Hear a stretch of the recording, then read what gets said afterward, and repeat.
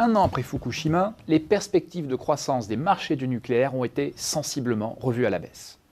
En leur temps déjà, les incidents de Tchernobyl et de Three Mile Island avaient gelé les nouveaux projets en Europe et en Amérique du Nord. Pourtant, et cela peut sembler paradoxal, le poids de l'énergie atomique dans le mix énergétique mondial va continuer à croître au cours des années à venir. Il est certain que cette croissance ne viendra pas des pays développés. L'opinion publique est devenue sensiblement plus hostile à l'énergie nucléaire. Le Japon, par exemple, a posé les bases d'une nouvelle politique énergétique dans laquelle le poids du nucléaire sera réduit. D'autres pays, comme l'Italie, ont définitivement renoncé à relancer leur programme nucléaire civil. D'autres pays, enfin, comme l'Allemagne, mais aussi l'Espagne ou la Belgique, préparent tout simplement une sortie définitive du nucléaire.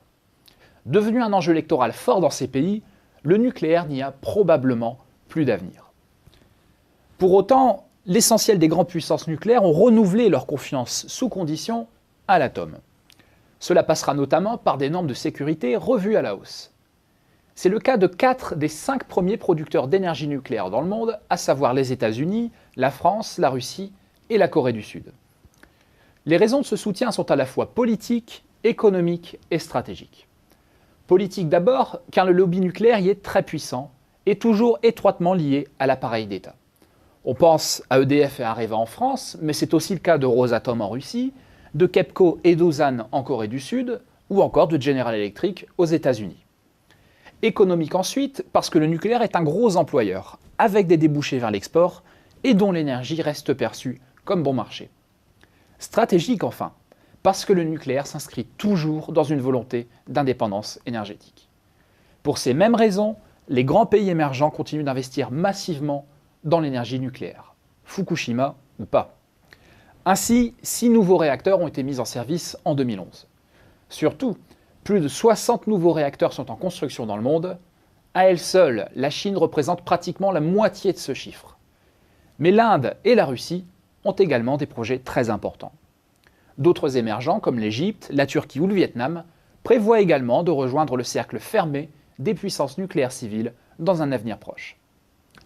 Le soutien des principales puissances nucléaires et les grands projets des émergents vont donc accroître le rôle du nucléaire à l'échelle mondiale si tout se passe bien.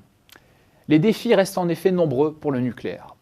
Dans les pays développés, les énergéticiens devront faire la preuve de la sécurité de leurs installations, sans quoi la pression de l'opinion publique continuera de grandir. Tout en devenant plus sûr, l'énergie nucléaire devra également rester bon marché dans un contexte de renchérissement général des prix de l'énergie. En Amérique du Nord, par exemple, l'exploitation massive des gaz de schiste, très bon marché, risque de réduire la compétitivité coût du nucléaire. Fukushima a donc bouleversé l'industrie du nucléaire, mais les fondamentaux du marché de l'énergie, eux, restent inchangés. Les besoins en énergie de la planète vont connaître une croissance exponentielle, tout comme la pollution atmosphérique. Les énergies fossiles vont devenir de plus en plus rares et les prix vont s'envoler. Dans ce contexte, la question de la stratégie énergétique des grandes puissances reste déterminante. Et en l'absence de filière de substitution, le développement de l'énergie nucléaire va demeurer incontournable au cours des 30 prochaines années.